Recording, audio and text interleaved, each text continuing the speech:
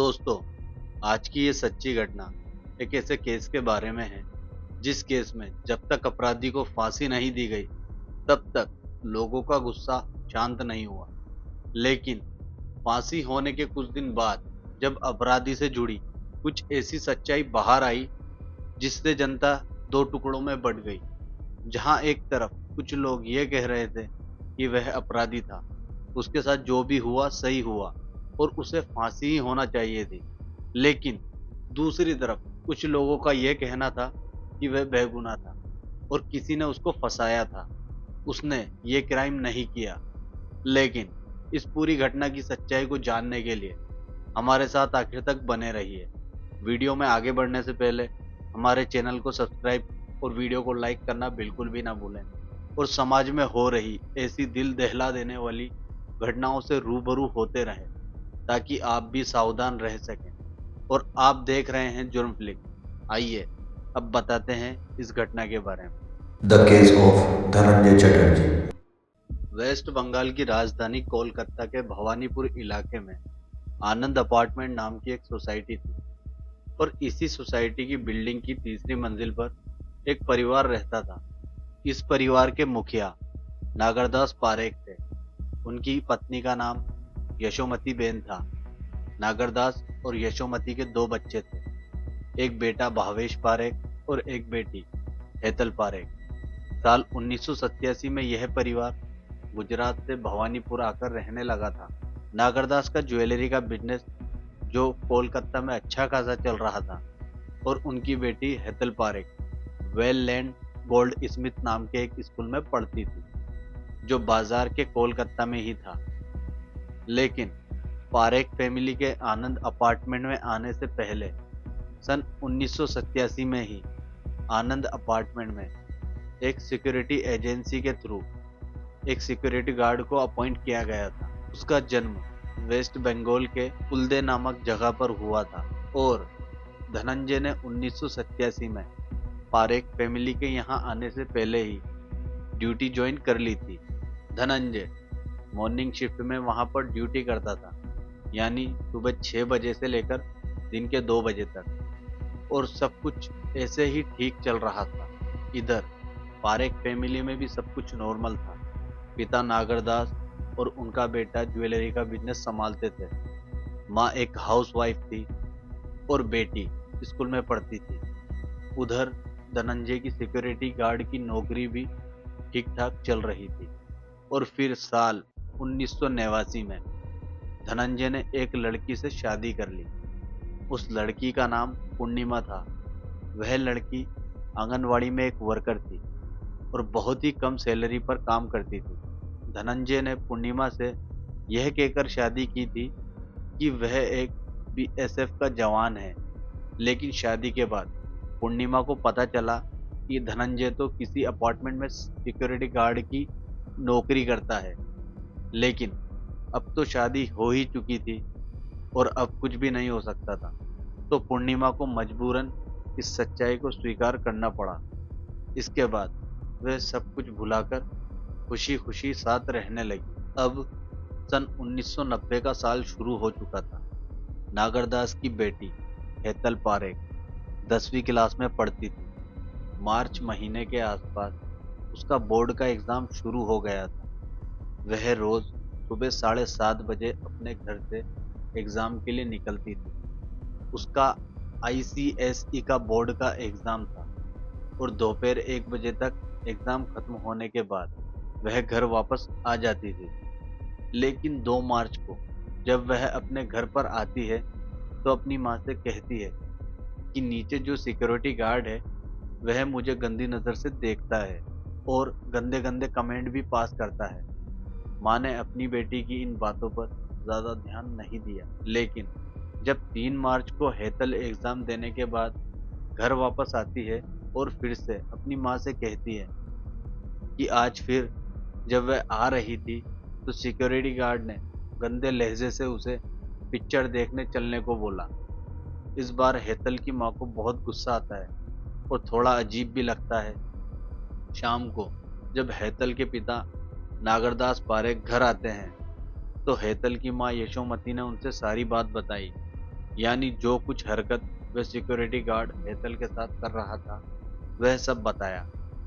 यह सब सुनकर नागरदास को बहुत गुस्सा आता है और वह उसी समय सोसाइटी के हेड से कंप्लेन कर देते हैं। सोसाइटी की कमेटी कंप्लेन को देखते हुए एक्शन लेती है और 4 मार्च को सिक्योरिटी गार्ड धनंजय चटर्जी का किसी दूसरी जगह पर ट्रांसफर कर देती है।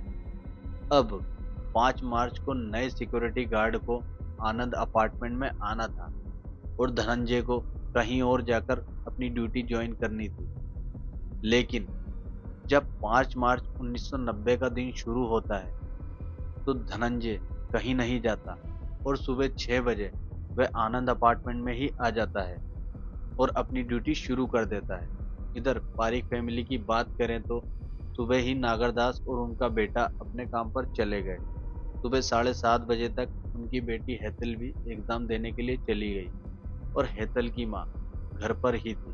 दोपहर 1 बजे तक हेतल अपना एग्जाम देकर घर आ जाती। यहाँ तक तो सब कुछ ठीक था, लेकिन हर रोज की तरह शाम 5 बजे हेतल की माँ पूजा करने के लिए पास ही के एक मंदिर में जाती थी। यानी अब शाम के 5 बज रहे थे और सिक्योरिटी गार्ड धनंजय चटर्जी की शिफ्ट दोपहर 2 बजे ही खत्म हो चुकी थी। नाइट शिफ्ट वाले सिक्योरिटी गार्ड भी आ चुके थे। यानी धनंजय अब ऑफ ड्यूटी हो चुका था। उसने वहीं सिक्योरिटी गार्ड रूम में अपनी यूनिफॉर्म को उतारकर अपने घर वाले कपड़े पहन लिए। उसने क्रीम कलर की शर्ट और पैंट पहनी थी।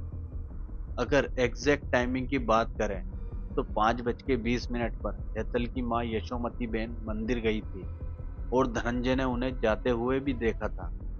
लेकिन 5:20 पर धनंजय अपने साथी सिक्योरिटी गार्ड से कहता है कि मैं थर्ड फ्लोर पर जा रहा हूँ और अभी वापस आ जाऊंगा।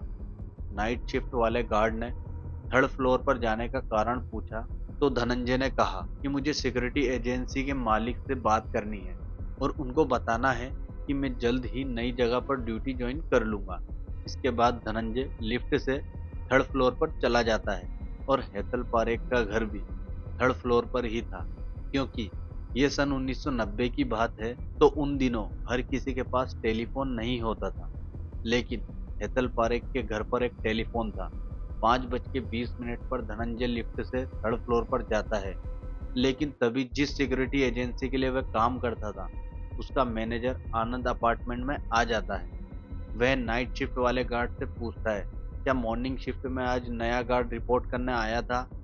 नाइट गार्ड बताता है कि नहीं सर, अभी तक तो धनंजय ही ड्यूटी कर रहा है। मैनेजर पूछता है कि धनंजय कहाँ है। गार्ड कहता है कि वह थर्ड फ्लोर पर किसी काम से गया है और थोड़ी देर में आ जाएगा। मैनेजर उसे बुलाने को कहता है।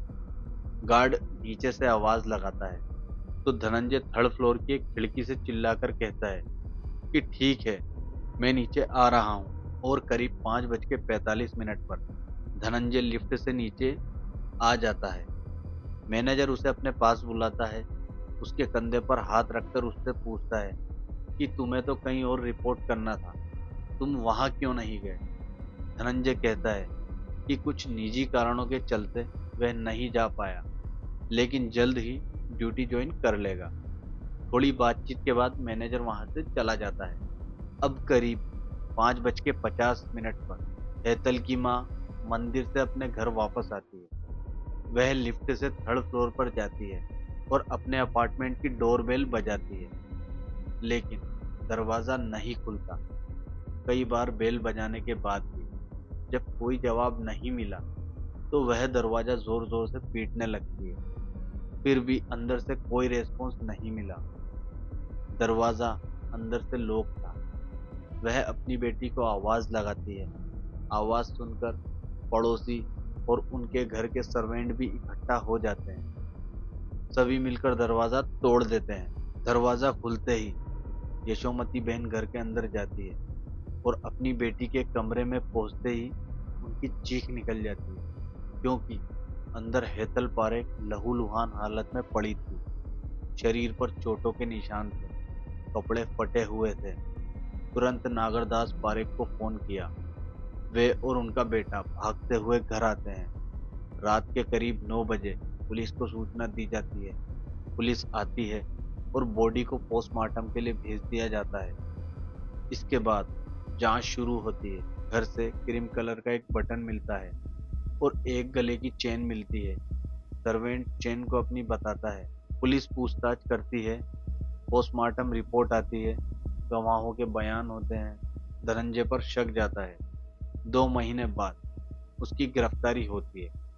ट्रायल चलता है। सारे सबूत सर्कमस्टेंशियल होते हैं। कोई डायरेक्ट एविडेंस नहीं। फिर भी सेशन कोर्ट, हाई कोर्ट और सुप्रीम कोर्ट तीनों जगह से धनंजय को फांसी की ही सजा मिलती है। 15 अगस्त 2004 की सुबह 4:30 बजे अलीपुर सेंट्रल जेल में धनंजय चटर्जी को फांसी की सजा दे दी जाती है। मरते वक्त भी यही कहता है कि वह बेगुनाह है और उसे फंसाया गया है।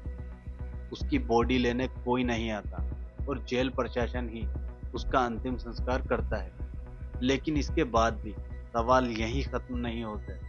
सालों बाद फोरेंसिक रिपोर्ट, गवाहों के बयान, टाइमलाइन, डीएनए टेस्ट ना होना, उंगलियों के निशान ना मिलना, चोरी की घड़ी का सीरियल नंबर मैच ना होना, इन सब बातों ने इस केस को एक बड़ा सवाल बना दिया था। अब सवाल ये नहीं कि धनंजय दोषी था या नहीं, सवाल ये है कि क्या यह केस किसी भी रीजनेबल डाउट से परे था। क्योंकि कानून कहता है कि गलती से किसी गुनहगार का छूट जाना स्वीकार्य हो सकता है, लेकिन गलती से किसी एक बेगुनाह को सजा मिलना स्वीकार्य नहीं, खासकर जब सजा फांसी हो। क्योंकि फांसी के बाद इंसान को वापस नहीं लाया जा सकता। और यही सवाल इस केस को आज भी जिंदा रखता है। दोस्तों, इस घटना को सुनाने का मकसद किसी को दुखी करना नहीं, बल्कि आपको जागरूक करना है। अब इस पूरे केस पर आपकी क्या राय है, यह आप तय कीजिए। कमेंट बॉक्स में ज़रूर बताइए। वीडियो को लाइक करें, शेयर करें और अगर आपने अभी तक जुर्म फ्लिक्स को सब्सक्राइब नहीं किया है तो कर लीजिए।